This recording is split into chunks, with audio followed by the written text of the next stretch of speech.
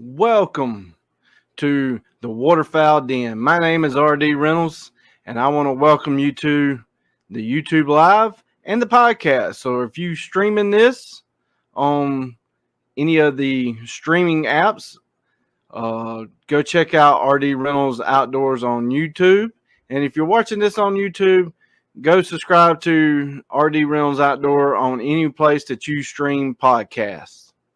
Today, our episode is brought to you by Matthew Knight with Satura Investors out of Charlotte. There's the information. The link to his website is scrolling across the banner down at the bottom, and it's also in the description. Today's episode is about helping business owners and working professionals like you who share a passion for the outdoors shooting sports, zeroing them in to their long-term financial goals. So if you need any information or contact or any other questions, contact Matthew. Also, go check out Salt Creek Ammo. This triple curl TSS is some of the best TSS I have ever shot. This is for waterfowl edition. It's made for waterfowl. So if you're going to shoot a species that you've been chasing for a long time, don't use no cheap ammo. You pay good money to go on a trip. You got great guns. Don't cheap out on cheap ammunition. This TSS is amazing. It's got number 7s, number 8s, and he has number 9s.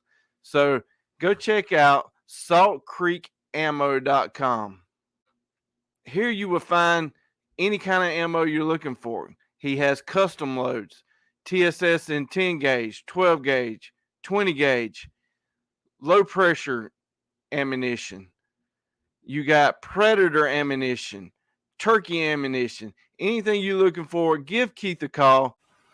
Also to the channel, Kicks Industries, most people will know them as Kick Chokes, has came on board, and I have done a bunch of series lately on waterfowl choke tubes, turkey choke tubes, deer choke tubes, and coming soon, something new that's going to be coming soon is the card shooter. This is something new that I have never shot out of a choke before. This is for turkey shoots. If you ever been to a turkey shoot, they have chokes made for turkey shoots. Go check out Kick's website, and you will see right there on the screen the choke that I am using for waterfowl season. I am using the Kick Smoke and improved modified and having great results. So go check out Kick's website for all of the chokes that can fit your guns. Flint Ridge Hauling Service LLC has partnered up with the channel. It is your go-to provider for all your hauling needs. They are not just any hauling service. They are an active DOT interstate hotshot hauling provider. Flint Ridge Service LLC prides itself in its reliable transportation services. This team ensures that your cargo is delivered safely and on time no matter the distance. Whether you need to transport goods across the county or state line, they have the capacity and the expertise to meet your hauling needs. Equipped with a smooth riding 40-foot air ride equipped trailer and a max hauling capacity of 20,000 pounds, there's no load too big or too small that they can't handle. So where you need to transport construction material, equipment, or any other cargo, look no further than Flint Ridge Hauling Service LLC. Welcome to the channel. Today we got a man who has been flying high on cloud 9 since he won his championship. So welcome to the YouTube Live and the podcast, Mr. John. Hey man, how's it going? Thanks for having me. I'm doing good. If I'm not mistaken, this is back-to-back championships, right? Yes, sir. Yes, it is. Ooh, back-to-back. I mean, how many people can say that? There's a few, and in recent history too, but overall, not too many. I think the calling series goes back maybe to the 70s. Yes, sir. Yep. So it's been around a good period of time. This is a pretty big festival. I've never went. I watched all the videos from this past year on Facebook where people were putting them up, and man, it looked like a great event to go to. It is, man. It's I mean, it honestly, it's the Super Bowl. It's our Super Bowl of contest calling for us. You know, it's a big deal. It's a big So deal. is it in Maryland? It is. Yep, it's held on the Eastern Shore in the town of Easton, Maryland. And it looked like there's a lot of stuff to do. Were you able to do any of the other stuff, or were you kind of like, Man, getting prepared? there's stuff to do across the whole town. They actually shut the whole town down. You're able to walk through the streets. But I'm usually judging the junior contest or just trying to get my head right for, our contest. So I really don't have a chance to do anything. Maybe run into town and get some cream and crab soup, which is I have to do that. But other than that, I don't have time much to do anything. So give us some background history on who John is. Yeah, man. So I live in the state of Delaware. I grew up a small game and deer hunter. Absolutely love whitetail deer hunting. Growing up, I never even had a chance or a thought about waterfowl hunting until I met my best friend in middle school. He's the one who kind of got me introduced to all this and created a monster. Started waterfowl hunting in 2006 and started contest calling in 2007. And ever since, man, waterfowling is what I love to do. I still love to deer hunt. I hunt anything, but waterfowling is my go-to. So you started calling 1 year after starting hunting? Wow. I did. Yep. Yeah. My buddy Alex's dad found this local contest, and we didn't really know much about it, so we went down and gave it a try. Man, I was hooked. I was hooked. I wasn't very good in my first year, but that's where you got to start somewhere. You got to start somewhere. So how many? So that hasn't been that long ago. So how many worlds have you competed in? So my first time I went to Easton was in 2008, and I competed in the juniors. That was my last year as being a junior. Juniors are 17 years and under age category. And after that, you're with the big dogs. So starting in 2009, I started blowing in the Open World Championship and been in it ever since.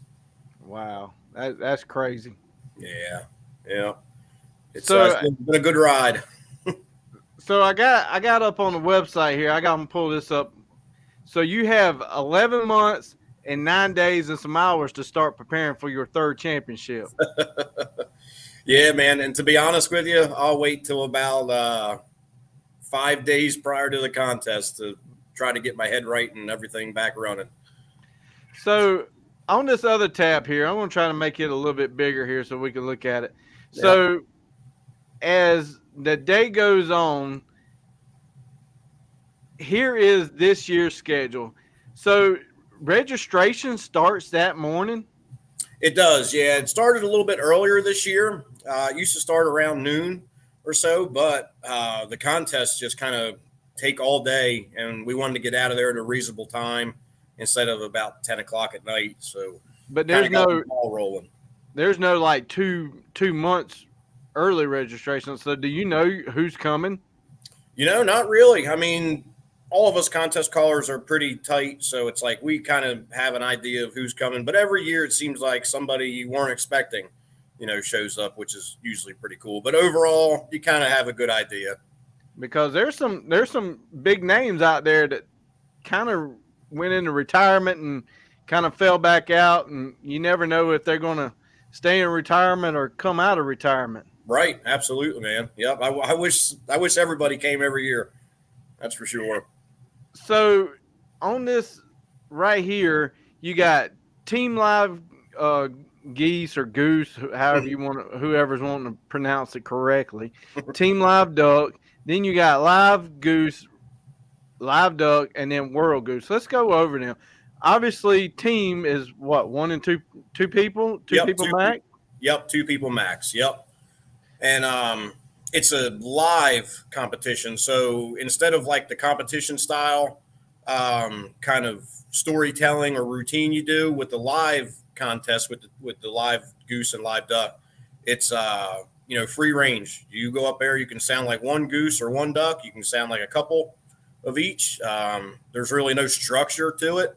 And it's definitely less stressful that way. I think a lot of contest callers kind of like that because you can kind of go out there and just blow your goose call, try to sound like a goose or a duck, and throw something against the wall and see if it'll stick with the judges. It's pretty cool.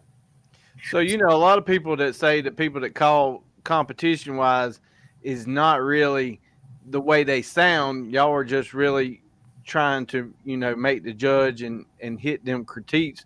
So is Mhm. that live more set out to real world scenarios?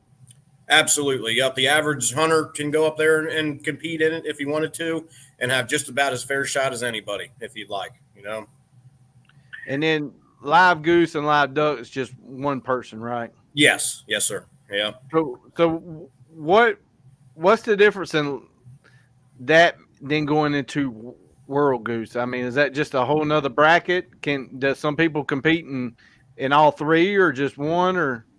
Yeah, you get a little bit of both. Me, I competed in every single contest this year. I usually don't. Sometimes I always do the live goose and the world goose and the teams usually. The duck stuff's hit or miss for me. But yeah, there's some people that are there to compete in everything. And then there's just a handful of people that are there to compete for the world championship. So you get a little bit of both. So since you said you do some judging for the juniors, Mm-hmm. I am no chance of I couldn't even if there was anything under the juniors, that would be what I would have to blow in because I can do a quack and I can do a honk for some geese and Right. I'm getting into the double clucks. Oh, there you Um, go. so if there's a single goose flying, hey, I might could get their attention, but when they're in their V formation, man, them jokers keep on going. Yeah. I think they laugh at me. So on judging wise, is there how many judges are there on the live versus the team versus the world's part? So all across the board at that contest, there's five judges judging you, and 3 rounds. One thing that's unique about the world championship and the junior worlds is the first 2 rounds are on Friday night for the seniors, and then the final round is on Saturday night, and then the junior contest, the first 2 rounds are Saturday afternoon, and then they open up Saturday evening finals for the rest of us. So when you say rounds, is it kind of like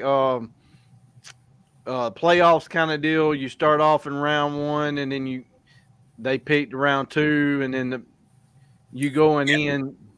Yep, pretty much. So the first round, they'll judge you from a point system from 70 to 80 points, and out of those 5 judges, they throw out the lowest score and the highest score and keep the 3 in the middle.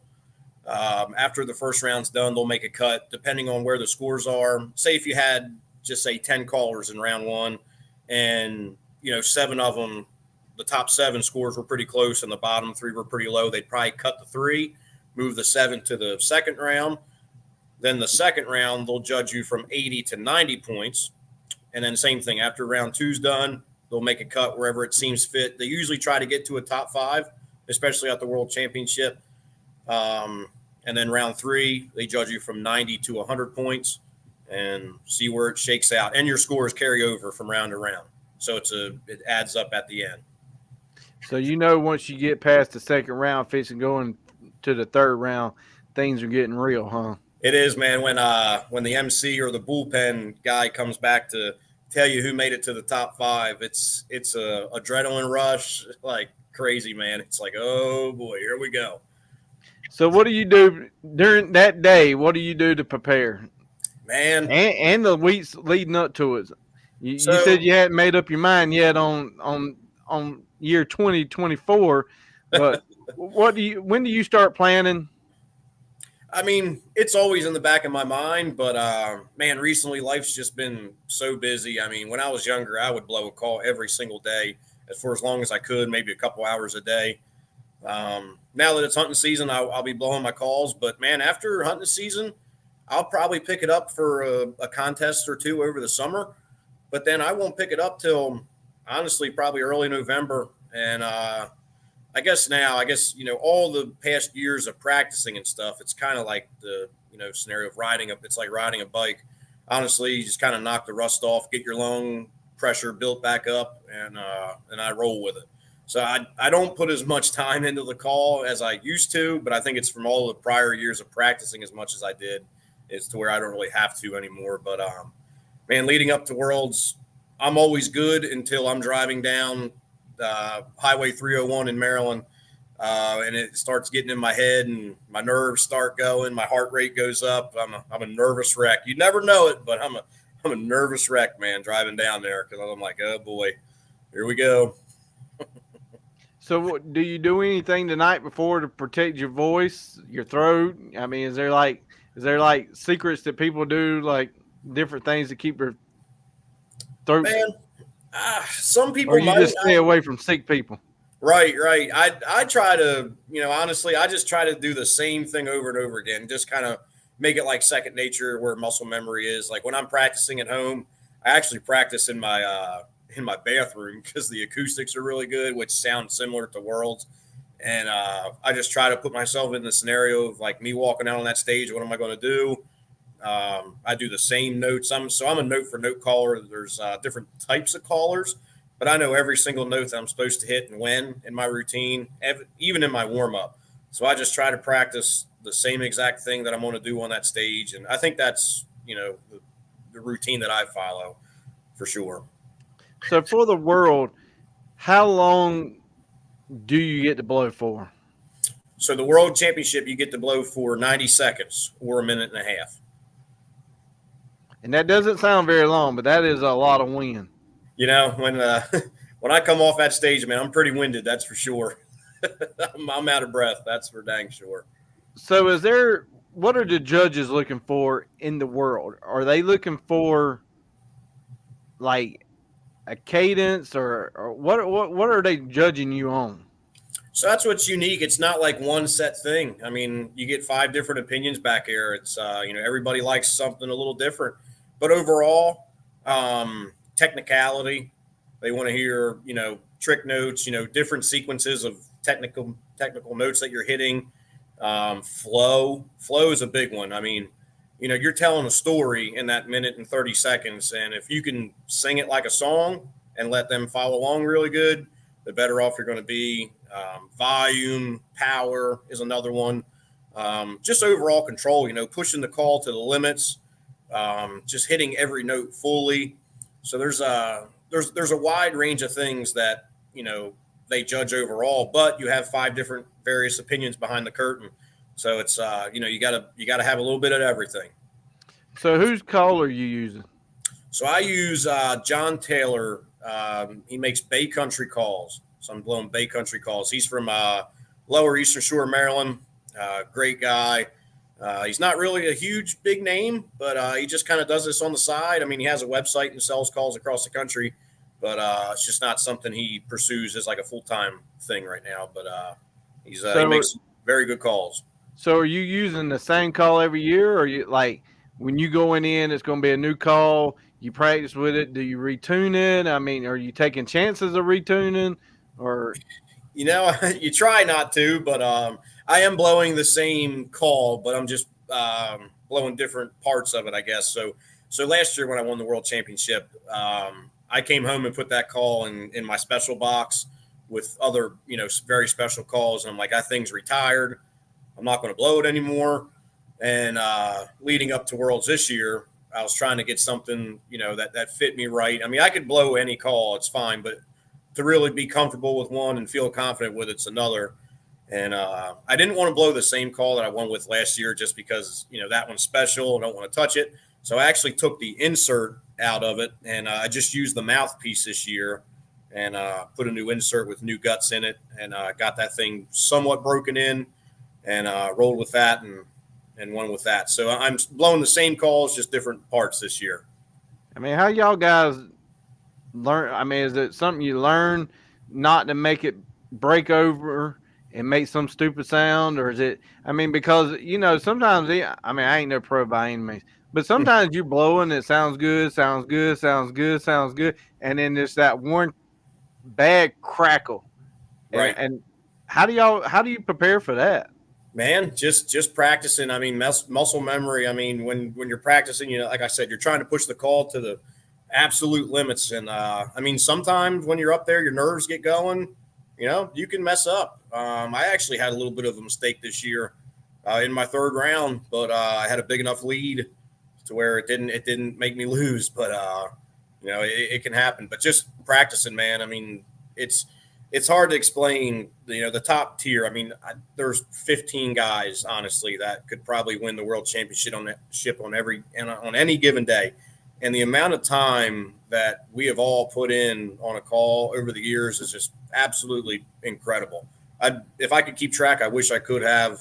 I don't want to know how much time it is, honestly, but just all that practice over the years, that's you know where you got to be, what you can push the call to. But like I said, sometimes it happens to us. I mean, push it over the limits and mess up. Yeah, I can imagine that's pretty stressful. It is. I would have thought it would get better with age and experience of me doing this. But honestly, the older I get, the more worked up, the more nervous I get. And I even said it this year to one of the guys back here. I'm like, I mean, I'm only 31, but I'm like, I'm getting too old for this, man. Like, I'm a nervous wreck. I can barely stand up. My knees are shaking.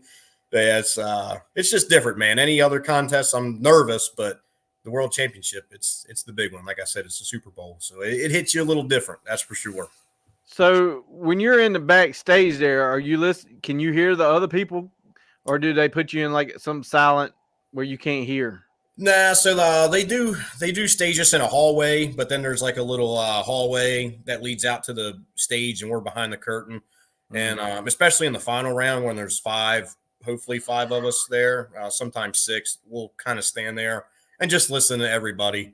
So yeah, we can hear everybody for sure. So how do they pick on who gets to go first and last and middle of round 3? Is it just like a draw or? Yep, random draw. Yep. So from round 1 to 2 to 3, however many callers they have in it, they'll have numbers in a hat or a little bin, and they'll just call names off the sheet and go up and draw a number. Yeah, it's stressful. What you want to do? You want to go first and get it over with, or you want to hear the other people? And man, it's kind of funny. There's a handful of guys throughout the years that would always draw number 1, or also known as the bullet.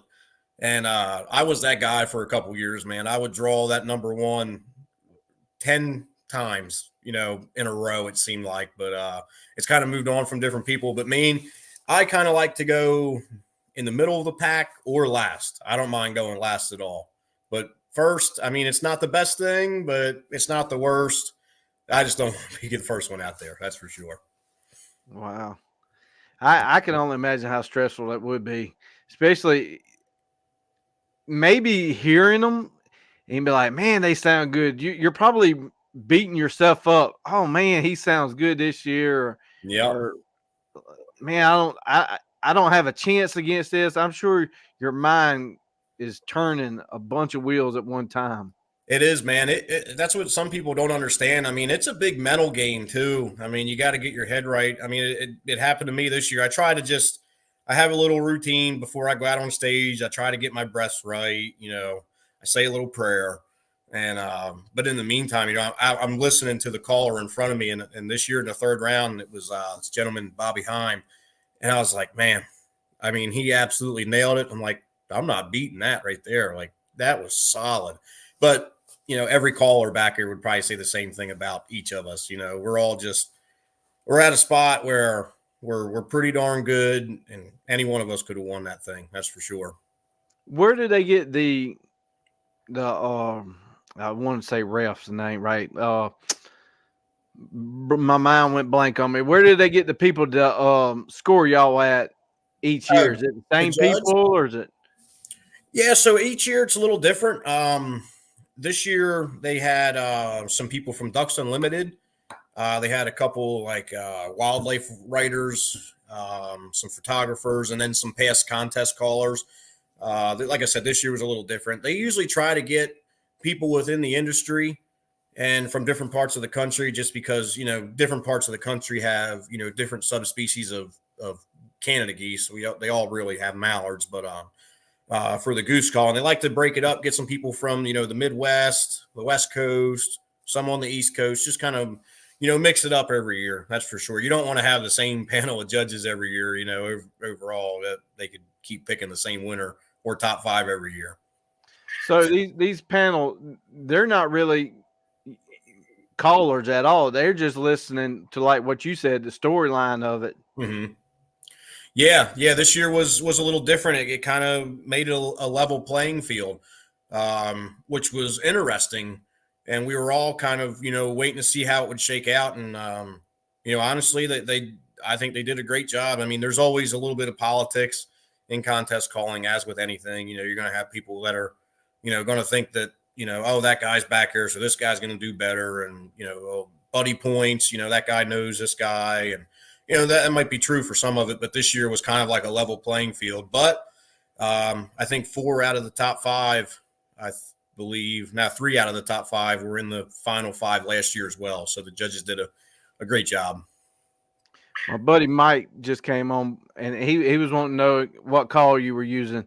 And I know you said it earlier, but go ahead and say it again. Yes, I'm using Bay Country calls, and the specific goose call I'm using is called a kill gene. Bay Country calls kill gene. So I'm looking at the comments over here at the same time while talking to you. Mm-hmm. So he said awesome. So is that a wooden call? What's it made out of? So John Taylor makes it in wood and acrylic. And the one I was blowing in the world championship was acrylic this year. What was last year's? It was acrylic as well, but in the lives and the team live, I'm blowing a wooden one. Okay. Yeah. You getting a different tone out of it? Yeah, a little bit just goosier, mellower tone. Especially in the team, the gentleman I was with, he was using a more higher pitch call with a little more crack, so we wanted to, have a little bit of different sound. So I used a softer, mellower call. Who'd you blow with in the team? I blew with a young man named Josh Elchinski. I've kind of been mentoring him the last couple of years. He actually lives like 15 minutes up the road from me, but I didn't even know of this kid until he won a contest in Minnesota. And one of the other big name contest callers is like, hey, this guy said he lives 10 minutes from you. And that's how we linked up and started working with him. And he's a special talent. That boy's going to be a world champion one day. That's good. Yeah. Yeah, I went out to Texas to the Big Honker podcast, Stanfield lodge there. And I was hunting opening weekend, and I went by myself. I didn't have nobody want to go to Texas with me. So I drove out there, and I get out there and I get put in a group. We going out there, and I'm sitting beside this guy, and he's just like welling on the call, like welling on it. And I'm like, like, this dude can call. I know who this is. Take a guess who you think it was. Trevor Shanahan. It sure was Trevor Shanahan. Yeah. And I never knew the guy, never met the guy. I didn't know anything about him till after I get home, and I'm like, I hit him up on Facebook, and I'm like, man, this dude's calling. Like, no wonder he was so good. And then I saw him at the Worlds. I'm not sure if he competed in the World, but I know he was there and was doing calls. I'm like, well, no wonder the Joker sounded so good. Yeah, man. Trevor is arguably, in my opinion, probably one of the best overall callers. Me and him actually. So the team goose in the last couple of years, they changed it to a live contest. Like I said, like just sounded like live geese. But in years past, it was a competition style. So it was 1 minute and 90 seconds, and it was 2 of us, kind of telling that story together. And Trevor only lives about 45 minutes away from me. And we kind of have a good chemistry together. You kind of have that with your teammate with sounding good. And we actually won 3 world team championships together. Wow. Yeah. Yep. Yeah. He sounded real good. I was like, dude, I need to take some lessons from you. But he's good, man. He's good. That boy can blow anything and make it sound good. Yeah. We hunted 2 days side by side. And then he's like, yeah, I teach people how to shoot skeet and stuff. And I'm like, dang, I mean, I learned all kind of stuff. He's that kind of guy, man. He puts his mind to it, and he's gonna master it. Yeah, he's actually retired from the world championship now. He won 2 world championships, and then every 5 years at Easton, they have a world champion of champions. So anybody in the past that has won a world championship goose calling contest can enter the champion of champions, and he won it back in 2021, I believe it was. Wow. Yep. Yeah, arguably probably one of the best overall callers in my opinion. Very, very good caller. Yeah, so I'm from South Carolina, and we got this out in the middle of nowhere a skeet range, and I had just was randomly wearing a shirt. He's like, dude, I know the guy that owns that place. I've been there. And I'm like, man, how in the world have you been to a little teeny town of nowhere in South Carolina? And sure enough, I mean, he's been there, shot rounds there, and I'm like, man, it is a small world when you meet somebody in Texas. And telling you, man. But the hunting community is a small community too. So yep, it really is. It really is, man. So how much I know they wrote you one of them fake big old checks. So how much did the world pay? $5,000. Wow. Yep. You probably spent about 1,000 traveling. Yeah, well, luckily for me, the world's is only about an hour and a half from my house. That's true. That's true. But overall, the contests I have traveled to in the past, it helps recoup some of that. That's for sure. So do they have money for the rest of for the teams and juniors and all that? Yep, they do. Yeah, they break it down, and they have it for the top 5 for all the finalists in all the world contests. Yeah. So the big goose that they had, it was on that big square box. I'm assuming that was people's names beforehand. Yeah. Yep. So that's just something they did recently to show off all the past world champions, which is really cool.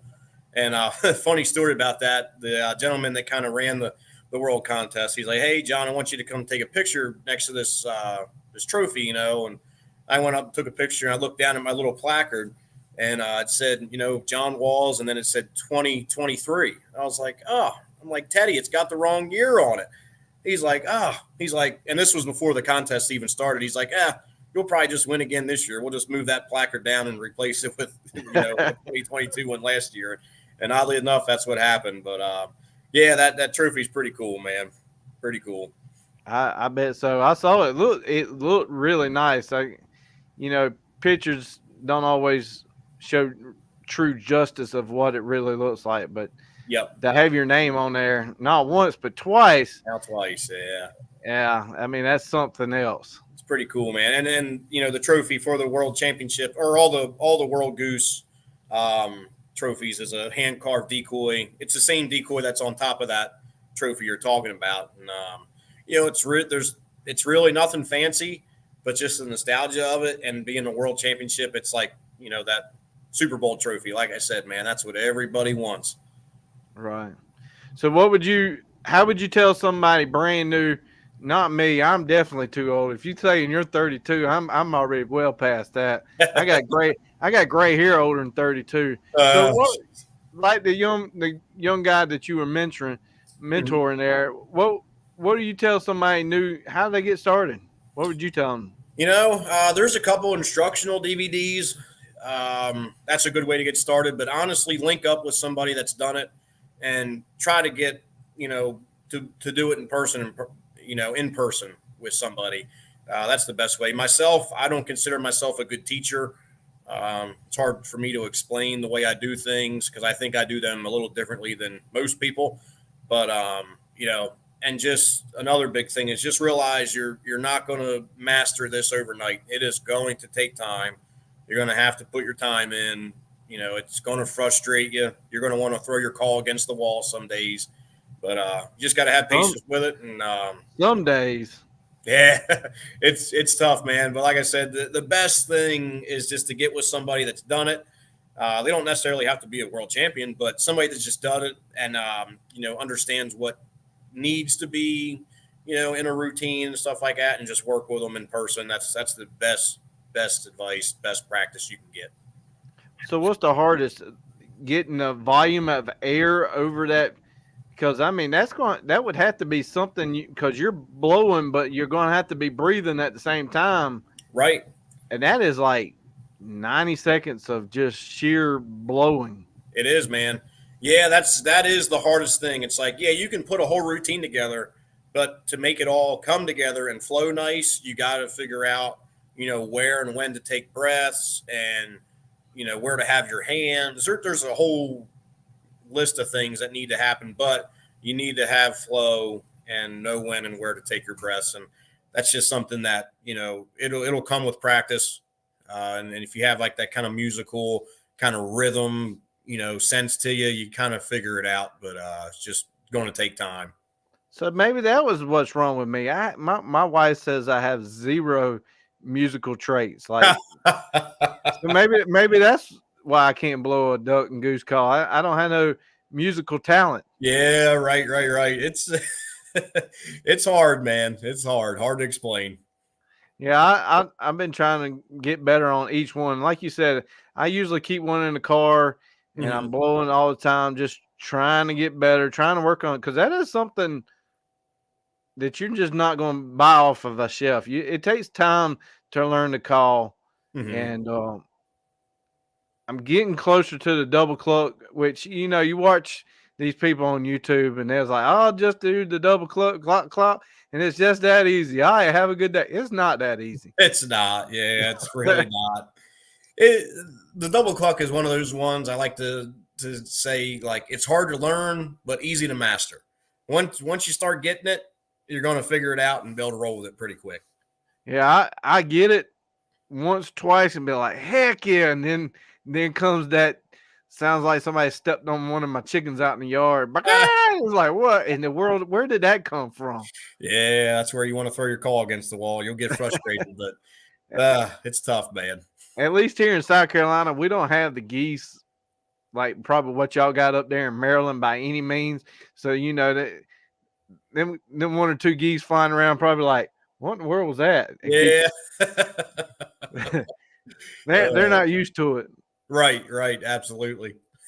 So, what kind of hunting do you enjoy? I know you said you did some deer hunting, but do you enjoy deer over waterfowl, or it's just that time of season you deer hunt and then waterfowl? Yeah, usually, I mean, whatever's in season, I'm hunting. But man, to be honest with you, turkey hunting is probably my favorite. I feel like it's a little bit in between deer and waterfowl, with the sense of, you have to hide and be still, camouflage like deer hunting, but then you call, you're interacting with the birds.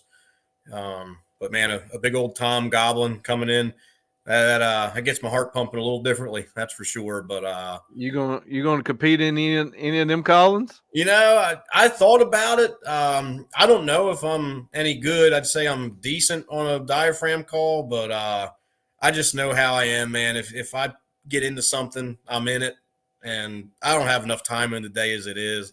So So I think what I'm you just going to saying? stick with the waterfowl calling and call it a day. So what you're really saying is you haven't financially recovered from waterfowl. Exactly. I'll never recover from it. Yeah. Somebody the other day was like, "Yeah, this is expensive. It's almost as expensive as waterfowl." And I'm like, "Man, I ain't never recovered from waterfowl hunting." No, never, man. But it's all And good. I wouldn't have it any other way. and y'all got way more birds up there than we ever do in South Carolina. Yeah, we probably do, man. Yeah, there's quite a few. When we get the right weather and they show up, man, it's pretty good. Pretty good. I would say where I was going today, but you wouldn't have a clue where I was talking about. But I was going towards our north end, which would be heading towards Charlotte. I'm sure you know where Charlotte is. Oh yeah. So Yeah. probably 30 minutes from Charlotte, but I'm heading that way, and there's this horse pasture field that normally got geese on it. It's no big deal, but the geese were flying over, and out of the middle of that one pack of geese, there was one snow with that goose, and I'm like, what in the world? I mean, perfect white black tip. I'm like, No that kidding. joker is lost.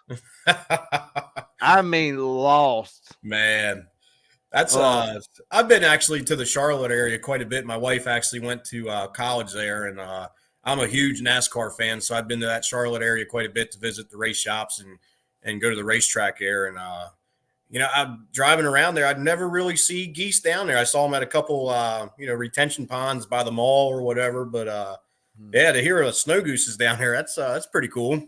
I was blown away, and I saw somewhere on one of these South Carolina waterfowl, somebody else this past week for our opening season, they got a snow goose, and I'm like, man, why Jeez, couldn't I man. get something like that? And then I see one today, and then you know, obviously it's on private property, so it's like, that joker, he'd probably never get shot Right, yep. because them snows are a whole lot different breed than geese, Man, regular Canadians. I don't really mess with them too much. That's for sure. I have in the past, and they'll make you scratch your head sometimes. You'll think you get them figured out, and they'll throw you a curveball. So, do you do any other calling Canadians? I mean, have you done any specklebellies? Nah, no specs. Just because we don't really have them here. Oddly enough, though, each year you hear about or even see some in the area or getting shot. But I do some duck calling. I was fortunate enough to win the World Live Duck in 2018. I actually put a little time into it and was fortunate enough to win that. But mainly just stick to Canada goose calling. What's your favorite duck? My favorite duck is the widgeon. Mm. Love me some widgeon, man. I ain't shot one of them yet. We don't. That would be almost down there with the snow goose for South Carolina. There ain't Really? No ain't kidding. many widgeons. Occasionally, somebody will get one, pick one off here, pick one off there, but I mean, they're not our state bird. Our state bird is the wood duck. So that Yeah. that and probably hooded McGansers. Same in Delaware. Same in Delaware. Good jokers are everywhere. I'm telling you, man, everywhere. Hey, on a terrible day, you're sitting there and be like, man, I sure would like to see a hooded McGanser right now. You hope you don't have days like that too often, but same up here as well. Yeah. But, Y'all gonna be getting some cold weather soon.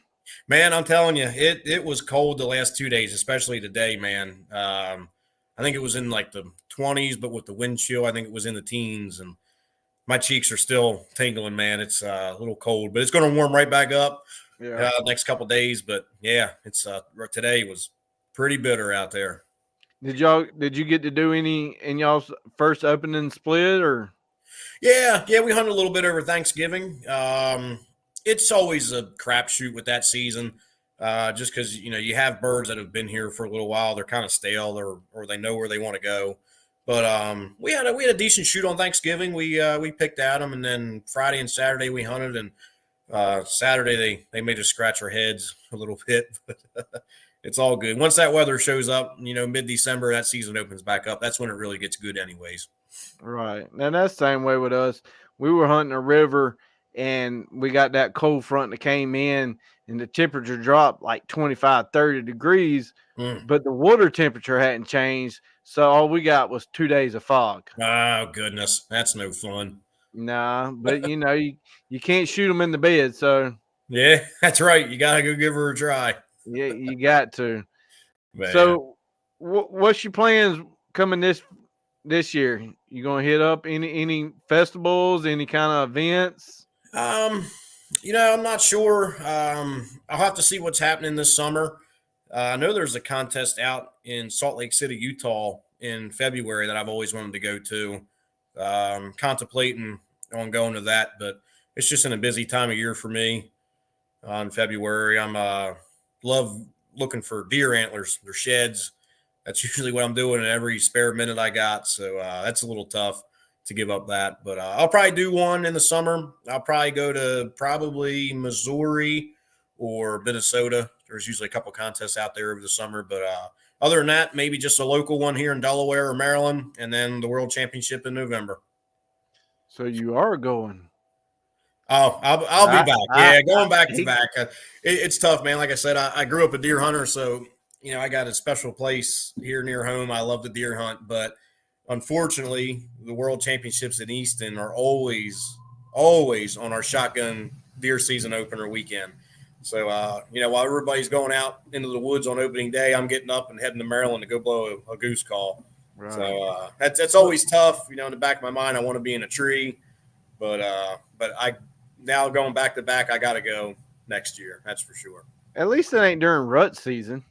Well, yeah, every year is a little different. This year there was a lot of rut activity. It seemed like, man, people were texting me, sending me pictures. It was killing me. But it's okay.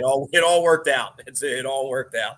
I would say it probably worked out really well. Yeah, it's all good. It's all good. Well, congratulations on your win for sure. Thank you, man. Yeah, greatly appreciate it, man. Thank you. Maybe one day I might get in one of our local ones. Yeah. Give it a try, man. Give it a try. See what you think.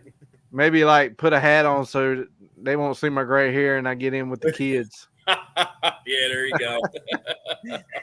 But like that sure is a big old boy. Oh yeah. But like I eat Twinkies in the blind. Leave me alone. That's right. Yep. Ain't nothing like a bad day hunting. I go through my Scooby snacks way too early.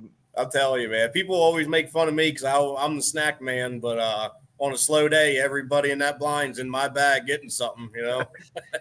That's how my buddy. I don't know if he was still on here, but he hunts with me. He'd be like, "What are you eating now?"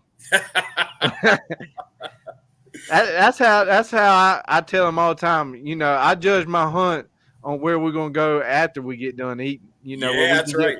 Yeah. Man, if we go hunting and we go somewhere to get something good to eat afterwards, man, that's a perfect day.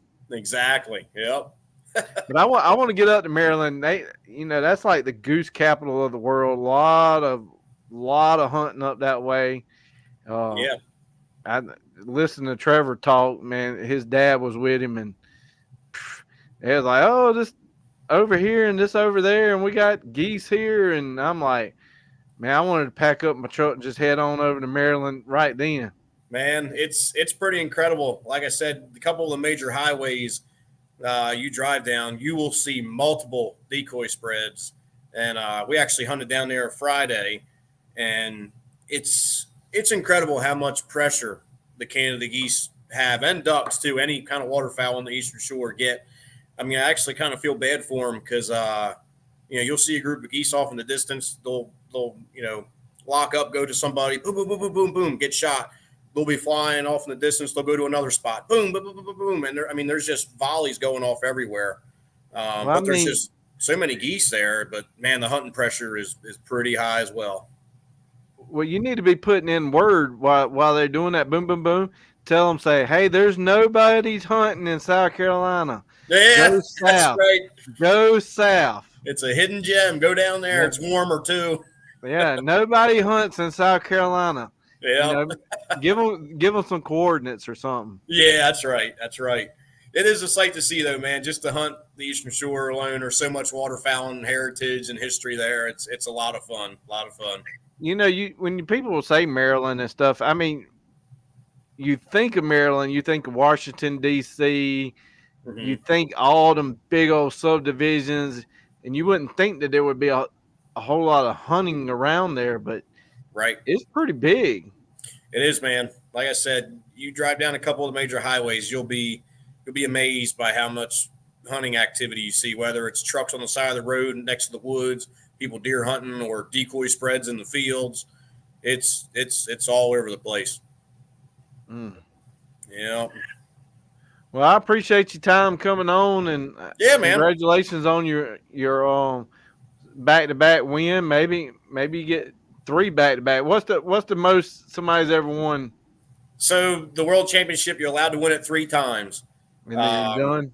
Then you're done, and then you can win the Champion of Champions. But so if I could three-peat and be retired and then just have to worry about Champion of Champions, that would be pretty cool. But honestly, I'm absolutely content with what I got now. If I never win another World Championship, I'm okay. Yeah, I don't blame you. I was looking at the website here of all the events that they had that went on. I mean, they had cornhole, all kind of decoy makers there. I mean, there was like a list of, just to look like going would be a heck of a event. It is, man. Yeah, like I said, they shut the whole town down. They have shuttle buses taking you from the high school to the middle school. They have the dock dogs there. You can see that. They have a big tent with a whole bunch of vendors. Vendors from all across the country come. It's pretty cool. It's pretty cool. It's you can make a whole weekend out of it. That's for sure. Well, I might try to add that to my upcoming year because I know a couple of people wasn't during this time. It was like open season for like some ducks up there, wasn't it? It was, yeah. So the duck season opened up on that Saturday. So some people came in, blew in the contest, and then Saturday morning went hunting, and then came back for the finals. I have heard rumor. I don't know if it's true or not. Don't quote me on it, but they might be moving the festival a weekend or two and having it to where it's during our goose season too, which would be pretty cool. So, I mean, if you are thinking about coming up and that happens, we'll try to get you out and get you a goose up here or something, man. That'd be pretty cool. Make your trip worth even more while. I mean, you see this one back here. I love geese. Geese is my favorite. Yeah. If I had to hunt, pick one particular bird, I just love geese. I mean, I love hearing them. Yeah. I like to see them work. And I had a great time out in Texas on the specklebellies. I mean, that was, like I said, I'm from South Carolina. If you see a bird or two a day, much less shoot one a day, you're having a good day. Man. But when you go out there and it's just like, wow. I mean, the birds are just, I mean, it's a whole different. And then that afternoon I went dove hunting, and I was dove hunting with Trevor out there. And man, I mean, even the dove hunt was nothing compared to out here. I mean, there was just so many birds. About stepped on a rattlesnake, but Yeah, I want no parts of that, man. That's for sure. Yeah. So Trevor was on the other side of the field, and I shot that rattlesnake and I brought it back. And his dad was terrified of snakes. So am I. Right. And he was like, I showed him to Trevor, and he was like, "Oh man, Daddy, come here, come look at this." He turned that corner and looked in the back of that truck. He was like, "What are y'all trying to do? Give me a heart attack over here?" And beforehand, Trevor was walking around in this grass that was waist high, and he's like, "Dude, I've been walking in this grass all afternoon, and I ain't even thought about a snake." Right. Yeah, he re-thumped that real quick. Oh yeah. Yeah. Yeah, I want no parts of that, man. I am not a fan of snakes, that's for sure. Nah, me neither. I was not a fan either, but had a great time out there, and Trevor was real cool to hang out with too. So yeah, man, that's cool. Yeah, I definitely, if I get up there, have to hang out and let you see my rank dink goose call. We'll let you call them in. We'll let you holler at them. Yeah, he'd be like, "Oh, RD's here. Hand him the goose call," and I'll start blowing on him. And be like, "There ain't no reed on the inside." We got you. we heard you call before. We took the reed out. We won't be that mean to you. Oh, man. But, all right. Well, anything else you want to talk about before we go? I think we covered it, man. Unless you got anything else for me. You want to give any thanks to anybody while you got the big YouTube live? Yeah, I mean, I got to give special thanks to my parents. I don't know if they're watching or not, for putting up with me and Colin when I was younger after school all the time. My wife, she puts up with a lot with me between Colin and bringing in dead stuff, taxidermy wise, into the house. And now, especially John Taylor and the whole Bay Country team. I don't know if they're watching or not, but just a great group of guys. We can bust each other's backs, pretty rough. But then at the end of the day, we're all good friends and support each other. So it's a great little team to be a part of, and just very thankful and very fortunate for being able to do what I'm doing. I hear you, man. Yeah. Well, I appreciate you coming on, and good luck on this coming year. Maybe you can go ahead and scratch 24 off the list and go ahead and retire early. We'll see, man. I hope so. We'll see. I appreciate it. All right. Well, I appreciate everybody tuning in. Hit that like and share button, and share that out and let people know his background story. And We'll catch y'all next time. We'll see y'all. See you, man.